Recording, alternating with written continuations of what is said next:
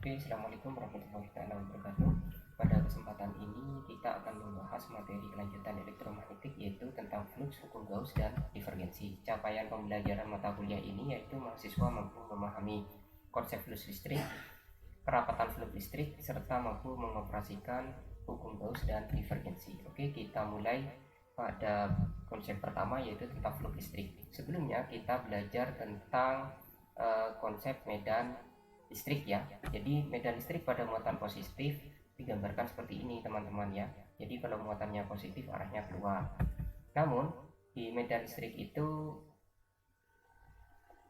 kita hanya membahas satu titik. Nah, sehingga hanya ada satu garis. Nah, karena pengertiannya kan medan listrik adalah garis-garis gaya listrik. Jika positif kan keluar. Nah, pada flux listrik ini kita akan membahas berapa garis gaya yang menembus suatu luasan tertentu. Jadi berapa jumlah garis-garis gaya ini teman-teman, berapa jumlahnya jika menembus suatu luasan tertentu. Nah, semisal di sini kita bahas tentang ini, jika muatan positif tentang bola ya.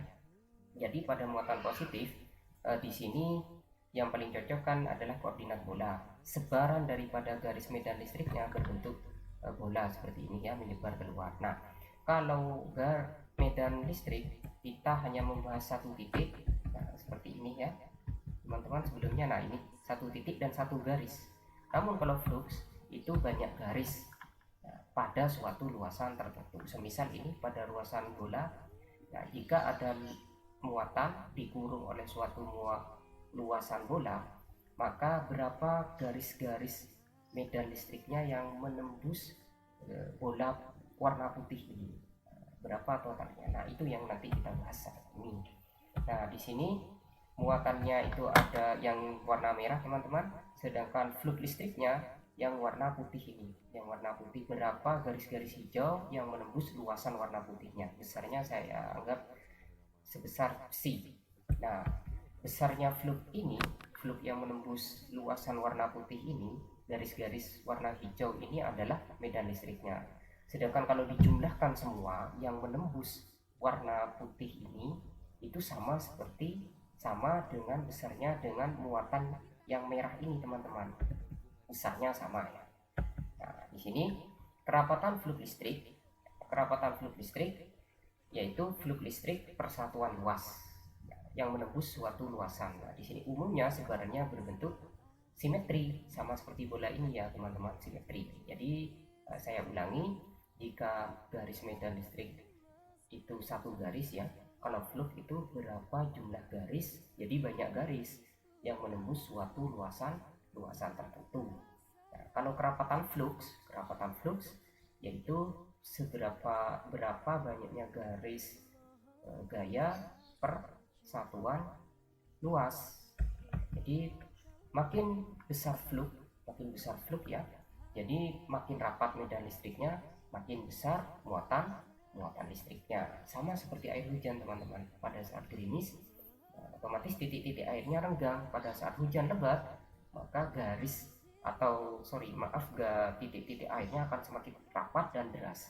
Nah, sama seperti itu flux listrik, sama mirip seperti antara gerimis dan air dan hujan.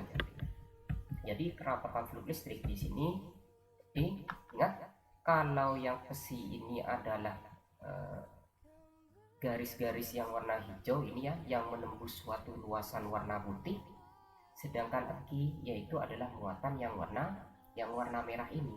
Nah, kalau dijumlahkan semua garis-garis hijau ini, fluxnya itu sama dengan besarnya muatan atau sumbernya yang menghasilkan flux, yaitu muatan yang warna merah ini teman-teman. Oke, jadi seperti ini, bandingkan ya. Kalau flux listrik, ingat kerapatan flux yaitu flux dibagi dengan luas permukaan. Karena ini bola ya, maka saya tulis luas permukaan bola 4πr². Besarnya flux listrik artinya penjumlahan flux yang dari luasan warna putih ini besarnya sama dengan Q atau muatan dari sumbernya yang ada yang berwarna merah. Jadi kerapatannya muatan atau flux dibagi dengan luas permukaannya. perbandingannya, nah kalau kita bandingkan dengan medan listrik yang kita pelajari materi sebelumnya yang hanya satu garis itu teman-teman, vektor itu hanya pada epsilonnya saja, sama kan ya, mirip ya, hanya yang epsilonnya saja. Ini kerapatan flux D besarnya seperti ini, sedangkan medan listrik nah seperti ini ya, hanya yang membedakan hanya epsilonnya. Oke, nah, seperti ini teman-teman. R-nya kalau di sini R-nya jari-jarinya yaitu yang ada yang luasan oleh warna putih. Oke, selanjutnya, nah ini yang membedakan, berarti hubungan antara kerapatan flux dengan medan listrik hanya disambung, hanya dihubungkan oleh epsilon nol saja. Oke, hukum Gauss ini disebabkan sebaran flux yang bentuknya simetri sehingga dapat memenuhi hukum Gauss. Hukum Gauss itu berbunyi jumlah flux listrik yang menembus keluar dari sembarang permukaan tertutup sama dengan muatan total yang terkurung di dalam permukaan tersebut. Nah, seperti ini teman-teman. Jadi jumlah flux yang warna biru ini, kalau satu kan medan, kalau banyak itu flux.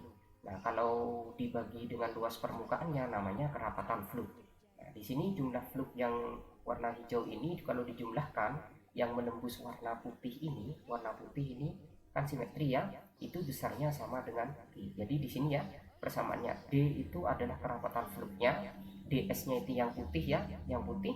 Kalau D itu flux, kerapatan fluxnya, kalau DS itu yang warna putih ini, nah sedangkan Q yang warna merah. Nah ini sama ya, berarti nah kalau dihitung medan listriknya tinggal kalikan dengan epsilon 0 sama dengan D kali DS ya, luas Gaussnya, permukaan Gaussnya. DS ini permukaan Gauss ya, yang simetri seperti yang digambarkan oleh warna putih, sama dengan Q ya. Kalau medan listrik berarti E ds integral E ds Q per epsilon 0. Oke, Q tersebut Q bisa kalau dalam bentuk rapat muatan, kalau dia panjang dikali panjangnya, kalau luasan dikali luasannya, kalau volume dikali volumenya. Oke, ds merupakan permukaan Gauss, permukaan yang tertutup yang simetri dan mengurung muatan. Ingat kata kuncinya simetri dan mengurung muatan, besarnya sama dengan muatan yang terkurung. Oke, contohnya di sini pada aplikasi hukum Gauss pada kawat tak hingga. Oke, di sini coba kita lihat permukaan Gaussnya di mana. Permukaan Gaussnya yaitu di sini kan bentuknya tabung teman-teman ya. Saya ambil permukaan yang sebelah luar, yang warnanya biru ini. Nah, ini kelilingnya adalah 2πr, sedangkan panjangnya yaitu L. Berarti luasan yang mengurung muatan kabel ini atau kawat yaitu 2πr kali L, berarti luasannya adalah 2πrl. Oke, di sini luas permukaan tabung yang tertembus flux ini kan ini ya, luas permukaan yang ini, sedangkan yang di depan ini kan tidak, yang di luar ini. Nah, berarti keliling 2πr dikali panjangnya 2πrl, yang ini ya teman-temannya, kalau bukan yang ini tapi yang ini. Oke, arahnya radial keluar. Rapat muatannya seperti yang dijelaskan tadi, Q rapat muatan dikali luas permukaan. Luas permukaannya ini kan 2πrl ya, ini kelilingnya, luas selubung. Oke, selanjutnya kita hitung seperti yang kemarin, Q ds-nya kan 2πrl ya, ini kerapatan flux. Nah, selanjutnya dibagi Q seperti yang tadi ya, Q karena panjang ini sama dengan rho dikali L. L-nya atas dan bawah ini bisa saling kita coret, jadi hasilnya seperti ini teman-teman. Mudah bukan? D sama dengan rho dibagi 2πr. Nah, berarti di sini ini luas permukaan Gauss yaitu yang mengurung atau yang membungkus kawat, besarnya 2πr kali L, 2πr keliling lingkaran ini ya, L-nya adalah panjangnya. Oke, kalau kita mencari medan listriknya cukup ditambahkan dibagi epsilon 0. Paham ya? Oke, kita lanjutkan perhitungannya. Kalau nah ini ya, sama dengan perhitungan sebelumnya, yang mana pakai konsep integral ini jauh lebih mudah. Oke, selanjutnya pada suatu luasan ya, pada kapasitor. Kalau pada kapasitor ada dua plat, yang satu positif yang satu negatif, maka yang ada medan hanya di dalam plat, di luar plat medannya itu nol, karena yang medannya tersambung ya antara positif ke negatif. Positif medan listriknya keluar, negatif ke dalam, sehingga keluar dari plat positif menuju plat negatif. Di luar plat medan listriknya atau kerapatan fluxnya ini nol. Oke, rapat muatannya seperti ini hukum Gaussnya ya, permukaan Gaussnya. Oke, kita hitung seperti ini teman-teman. Ini permukaan Gaussnya, ini Q-nya. Nah, Q sama dengan rho S kali R kuadrat ini ya, rapat muatan dikali luas permukaannya. Hasilnya seperti ini teman-teman. Oke, nah D sama dengan rho S atau E sama dengan rho S dibagi 2 epsilon 0, sama dengan perhitungan sebelumnya teman-teman. Nah, ini dua sisi ya, yang depan dan belakang. Kalau ini hanya satu sisi yang sebelah sini, makanya dibagi dua teman-teman. Ini vektornya tegak lurus dari platnya. Oke, seperti ini. Oke, ini hanya ada di tengah-tengah plat, sedangkan di luar plat E-nya 0. Begitupun fluxnya juga 0. Oke, kita lanjutkan pada operator del. Kita sekarang berkenalan dengan operator del ya. Kalau di sebelumnya mungkin di matematika terapan atau di SMA dulu kita mengenal turunan hanya turunan tapi satu dimensi, walaupun tiga dimensi tapi bukan vektor. Sedangkan di sini operator del yaitu turunan pada tiga dimensi dan bentuknya vektor seperti ini ya. Kita ingat di bab 1 pelajaran tentang vektor ya teman-teman. Kalau perkalian titik itu namanya dot product. Kalau ini dikali biasa antara vektor dengan skalar, sedangkan kalau dikali silang ini cross ya. Kalau ini namanya divergensi ya. Kalau operator del dikali titik atau di dot dengan suatu vektor namanya divergensi. Perkalian titik menghasilkan skalar. Kalau dikalikan dengan skalar namanya gradien menghasilkan vektor. Kalau dikali silang atau di-crosskan dengan sebuah vektor namanya kurel, hasilnya vektor. Namun pada saat ini kita hanya belajar ini ya, divergensi saja. Bentuknya seperti ini teman-teman ya. Bentuknya do per d do x pada sumbu ax, do per do y pada sumbu ay, do per do z pada sumbu az. Hasilnya seperti ini teman-teman. Nah, karena d atau perapatan flux dan medan listrik itu bentuknya vektor, maka dikalikan. Nah, perkalian titik hanya perkalian sejenis, jadi hasilnya seperti ini ya. Itu hanya pada sumbu x diturunkan pada sumbu x, pada sumbu y diturunkan do y, pada sumbu z diturunkan do z ya. Oke, divergensi mirip sekali dengan flux ya, yaitu kerapatan flux A aliran pada permukaan tertutup suatu volume sangat kecil. Jadi di sini bedanya hanya ditambahkan delta V ya, V. Nah, di sini. Oke ya teman-teman, maaf ini sama dengan di sini sama dengan ya.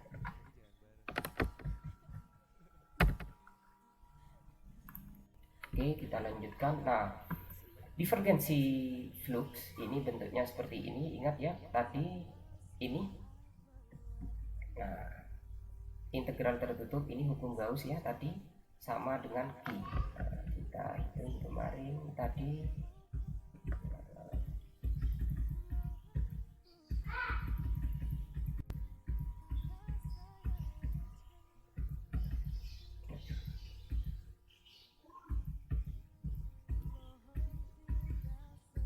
Nah, seperti ini ya teman-teman. Yang ini integral tertutup kita terapkan pada divergensi.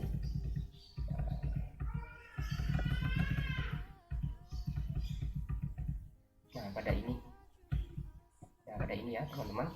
Nah, ini tadi sama dengan Q dibagi delta V. Delta V ini adalah volume yang sangat kecil, itu sama dengan rapat muatan pada volume. Jadi hasilnya ya, divergensi daripada D dari rapat flux adalah rapat muatan Ingat ya, Q pada pelajaran sebelumnya sama dengan integral tertutup dari rapat muatan dikali volume. Hasilnya seperti ini teman, hubungannya ya.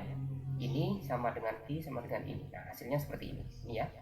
Integral tertutup rapat muatan dikali dengan permukaan Gauss ya, sama dengan divergensi D dikali volumenya. Nah, divergensi itu sendiri Pak, jika dikonversikan pada koordinat silinder dan bola bentuknya seperti ini. Nah, yang ini pada koordinat kartesian, turunkan silinder dan bola. Oke, kita coba latihan soal ya untuk divergensi di sini. Hitunglah divergensi D di titik berikut jika yang nomor 1 ya, bentuk persamaannya seperti ini. Di P ini koordinat kartesian ya. Nah, kartesian jadi bentuknya seperti ini teman-teman. Ini adalah dx. Ini adalah dx ya. 10i z. Jadi yang y dan y tidak ikut ke x. Nah, yang z tidak ikut ke y. X ikut pada x, y pada y, z pada z. Kan begitu konsepnya divergensi. Hasilnya yaitu skala. Oke, ini pada sumbu x ya, saya masukkan ke dalam, jadi pada sumbu x dx ya, 10 xyz dibagi z kuadrat ini ya, z kuadrat, z yang sering coret berarti 10 xy per z. Hasilnya kan seperti ini ya, z. Nah, dx berarti x nya hilang, berarti menyisakan 10 y per z. Yang sumbu y 5x kuadrat z, 5x kuadrat dibagi z diturunkan terhadap y. Kebetulan di sini tidak ada y-nya sehingga hasilnya adalah 0. Nah, yang ini dibagi 2. 2z pangkat 3 dibagi z kuadrat hasilnya 2z diturunkan terhadap z hasilnya adalah 2. Yang ini dibagi 5x kuadrat y dibagi z kuadrat diturunkan hasilnya ini ya teman-teman, 10x kuadrat y per z pangkat 3. Masih ingat kan? Masih diingat-ingat kembali konsep turunan. Nah, hasilnya koordinat yang ini dimasukkan ke hasil persamaan ini. Yang pertama sumbu x, yang kedua sumbu y, yang ketiga sumbu z. Berhubung di sini pada y itu 0, maka 3 tidak dipakai. Yang dipakai, ada di sini ya, yang ada di sini. Oke, y-nya 0 masukkan ke tiga-tiganya. Min 2 ini x, 3 ini y, 5z. Hasilnya seperti ini ya. Jadi hasilnya adalah 8,96. Selanjutnya kita beralih ke nomor 2. Yang nomor 2 ini pada koordinat silinder ya, 5z kuadrat aru pada sumbu rho, 10 rho z az. Jadi sumbu pada pi tidak ada. Jadi 45 derajat ini nanti tidak dipakai karena pi-nya tidak ada. Oke, kita lihat. Coba bentuknya seperti ini ya teman-teman. Tinggal copy paste saja, tinggal masukkan d rho. D rho itu yang ini ya, 5z kuadrat. Lalu dp-nya 0, dz-nya nah, ini 10 rho z. Oke, kita substitusikan, masukkan ke sini. Kita turunkan dulu baru dikali seper rho. Jangan langsung dibagi, tapi diturunkan dulu ya. Yang merah ini 0 ya. Nah, ini diturunkan hasilnya seperti ini teman-teman. Nah, 5z kuadrat dibagi rho ya. Ini rho-nya hilang, diturunkan ya, menyisakan 5z dibagi rho.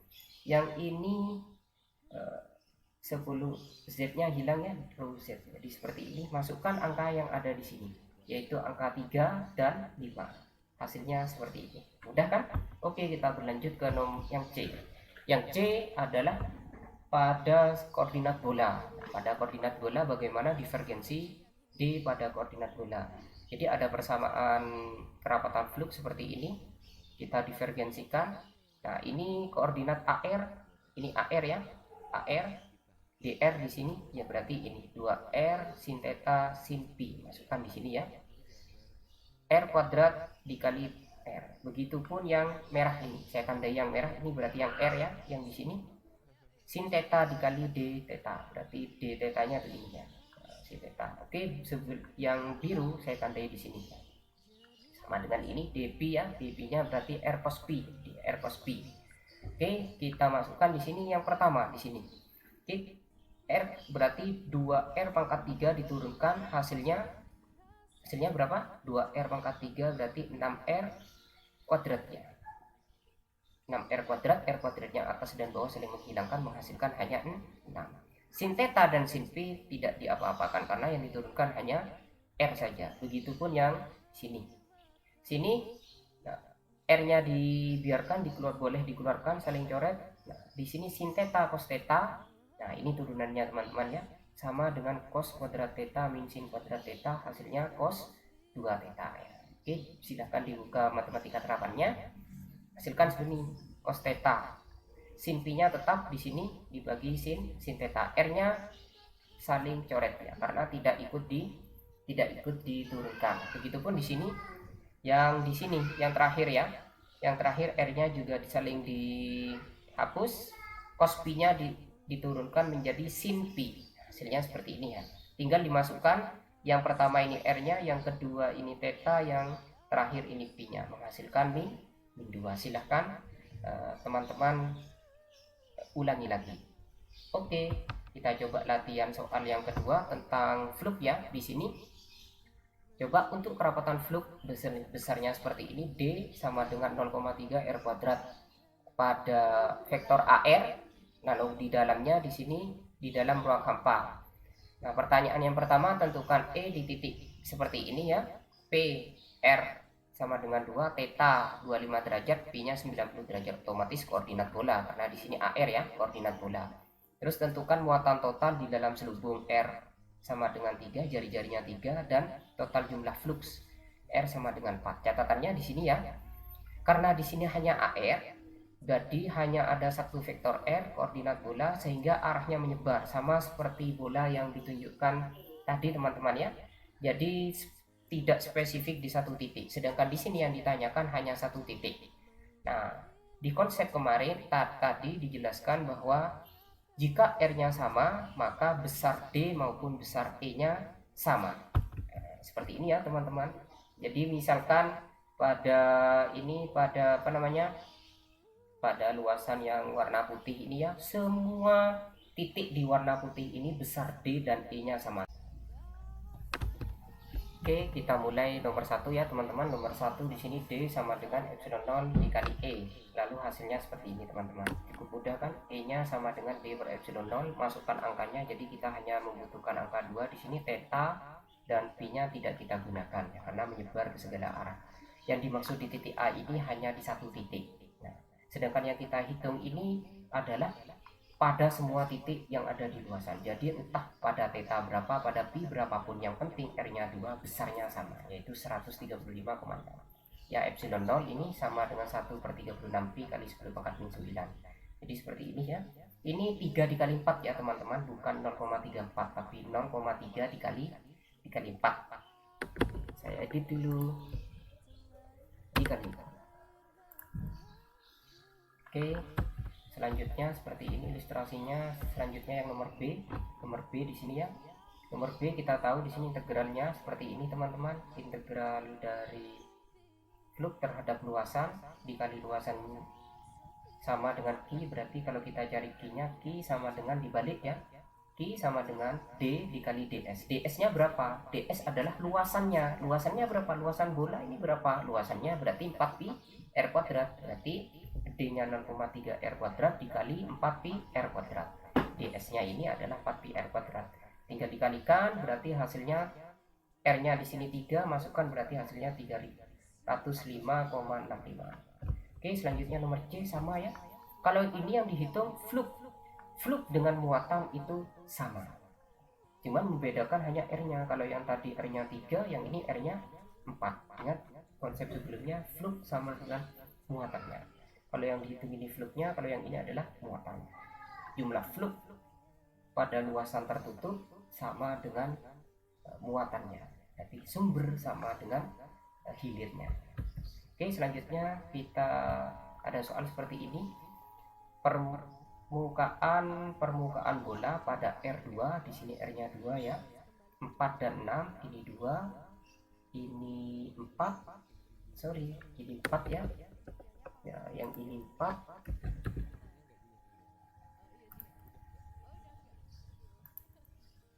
dan yang ini 6.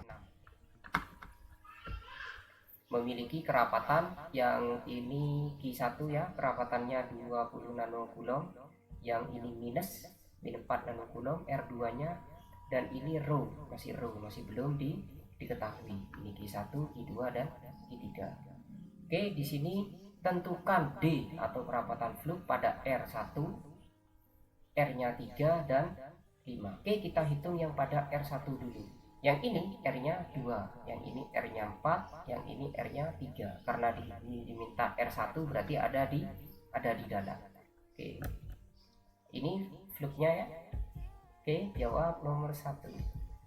Oke, fluknya, fluk dari positif ke negatif. Oke, karena R-nya itu 1 berarti ada di dalam, maka DR-nya sama dengan 0.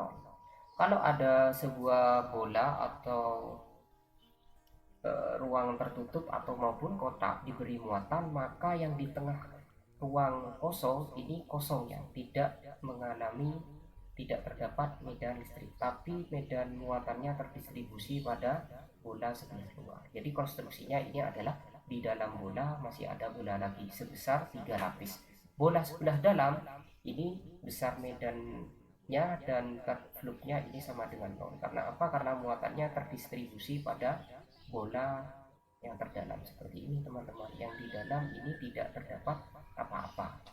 Jadi kerapatan fluk yang ada di tengah-tengah ini sama dengan 0, beda dengan muatan titik seperti yang nomor sebelumnya. Nah, sama seperti ini beda ya. Kalau ini muatan titik, kalau tadi itu adalah bola di dalam bola berongga ya. Oke, di sini kita latihan soal tentang hukum Gauss ya teman-teman. Muatan sudah, divergensi sudah, kita tentang hukum Gauss. Di sini ada sebuah bola 3 lapis ya. Jadi ada bola di dalam bola. Jadi di dalam bola besar ada 2 bola lebih kecil lagi dan lebih kecil lagi. Jari-jarinya 2, 4 dan 6. Bola sebelah paling dalam diberi muatan positif, yang kedua negatif. Nah, yang ketiga ini tidak diketahui. Pertanyaannya, tentukan kerapatan fluk pada jari-jari R1 di dalam ini kan bola terdalam jari-jarinya 2. Nah, di dalam bola ini jari-jarinya 1, lalu jari-jari 3 antara 2 dan 3, dan jari-jari 5 ya, dan pada R5. Oke, kita coba pada jari-jari 1. Nah, di sini berdasarkan hukum Gauss, di mana di sini jari-jari 1 ada di dalam ya. Apabila ada bola atau muatan atau suatu volume tertutup, apabila dikasih muatan atau diberi muatan, maka muatannya terdistribusi pada dinding-dinding dari volume itu. Di dalamnya itu tidak terdapat muatan, sehingga fluk dan muatannya sama dengan 0. Akibatnya medan listrik dan fluknya ya 0 teman-teman. Nah, berbeda seperti ini, muatannya 0 ya. Terserah mau kotak maupun mau kubus, silinder bisa. Jadi yang di dalam ini selalu 0. Karena apa? Muatannya selalu akan pergi ke dimensi atau luasan yang terluar. Seperti ini ya teman-teman, akan terdistribusi di sini. Sehingga di dalam ruang kosongnya ini kosong. Oke, selanjutnya antara jari-jari antara 2 dan 4. Yang bola pertama positif, bola kedua negatif, sehingga garis-garis medan dan fluknya dari positif menuju negatif. Nah, jadi permukaan Gaussnya ini ya teman-teman, yang R-nya sama dengan 3 ya, ada di sini. Selanjutnya kita hitung rho satunya di sini seperti ini ya teman-teman. Oke, kita hitung. DS adalah kerapatan fluk yang ada di sini. Ya,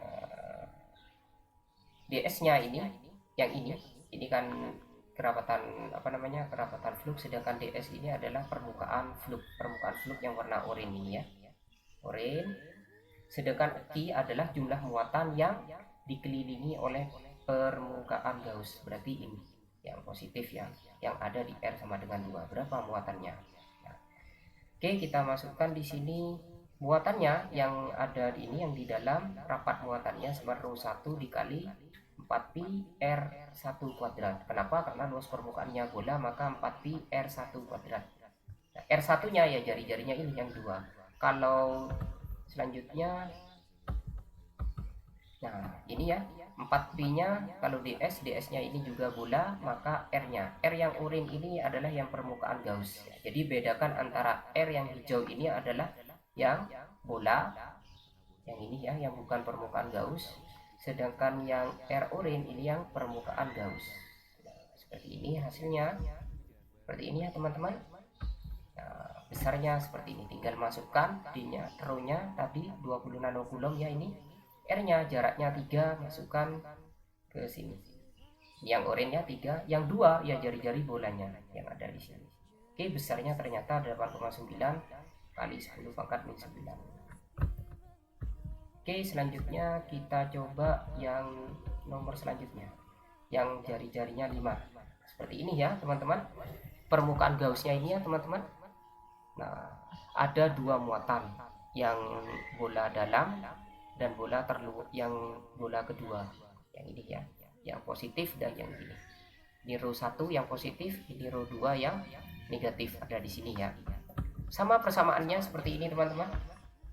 Ini muatan total. Boleh ditulis Q saja boleh, cuman saya biar jelas Q1 ditambah Q2. Yang Q1 di sini, Q2-nya yang ada di sini ya. ds-nya, ingat ds itu adalah permukaan Gauss ini, yang oranye ya. Hasilnya seperti ini teman-teman ya, 4pi nya saling coret, hilang ya. Row 1-nya rapat muatan bola 1, yang r nya 2 di paling dalam, yang row 2 yang r nya yang kedua ini ya. Oke, masukkan seperti ini teman-teman. Nah, dimasukkan angkanya tadi dari soal 20 nanocoulomb ya, yang sini min 4 coulomb, yang kedua ini hasilnya seperti ini, r nya per r kuadrat. Jadi antara R4 sampai 6, antara ini ya, antara ini dan ini, besarnya D-nya tuh ini. Kita masukkan tadi R-nya 5, tinggal ganti saja dengan 5, hasilnya ternyata 6,4 kali 10 pangkat min 10 coulomb per meter persegi. Seperti itu, mudah kan? Oke, selanjutnya.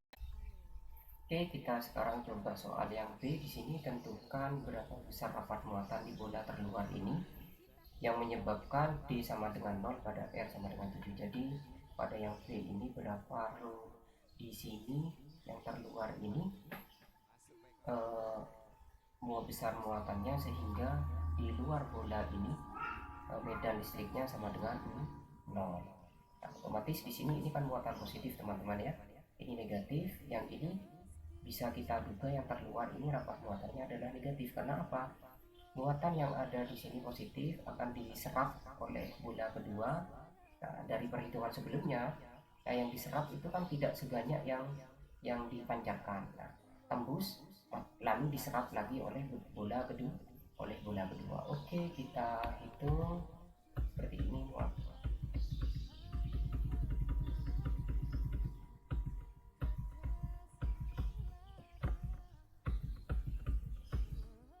Nah, seperti ini ya teman. Nah, seperti ini R sama dengan 7 yang dilingkari warna oranye pada R7, sehingga D-nya 0. Oke. Nah, seperti ini ds-nya. Ini ada 3 muatan, bola pertama, row 1, bola kedua, row 2, lalu row S. Row S ini adalah yang bola terluar. Nah, besarnya seperti ini teman-teman. Persamaannya integral ds drift ya, ds ini luas permukaan Gauss sama dengan muatan total yang dikurung. Jadi muatan yang dikurung ini kan ada 3 bola bermuatan. Selanjutnya seperti ini teman-teman. Ini caranya sama ya dengan yang kedua, yang row 1 row 2 ini sama. Nah, yang ini yang punyanya SR2, R2 nya 6 tadi dari soal ya, yang R kuadrat ini 7. Oke, seperti ini teman-teman. Ada yang ini 10 pangkat min 9 row 1 dan row 2 per R kuadrat ini sudah kita hitung di sebelumnya, di soal sebelumnya. Nah, ini ya, soal sebelumnya kan row 1 row 2 ya, row 1 row 2 nya sudah dihitung per R kuadratnya. Nah, hasilnya seperti ini. Kita masukkan aja tanpa menghitung lagi. Nah, ini ya. Nah, yang ini yang kita hitung nanti, row S nya row SR kuadrat. Oke, kita masukkan, ternyata ds nya di sini di soal itu disebutkan sama dengan 0. Oke. Selanjutnya, pada R sama dengan 7, sebenarnya bukan hanya 7, di luar pun juga sama dengan 0. Kita pindah, ruasnya kita pindah ruas, hasilkan seperti ini minus ya, seperti yang kita perhitungkan kemarin, minus, lalu kita bagi, hasilnya 16 per 36, 16 per 36 bagi 4, 4 bagi 9, 36 bagi 4. Jadi seperti ini hasilnya, berarti rapat muatannya adalah minus 4 per 9, 10 pangkat 9. Nah, mudah bukan teman-teman? Silahkan dicoba lagi di kertas, mana yang tidak paham silahkan didiskusikan di grup maupun di kolom komentar. Sekian, terima kasih. Wassalamualaikum warahmatullahi wabarakatuh.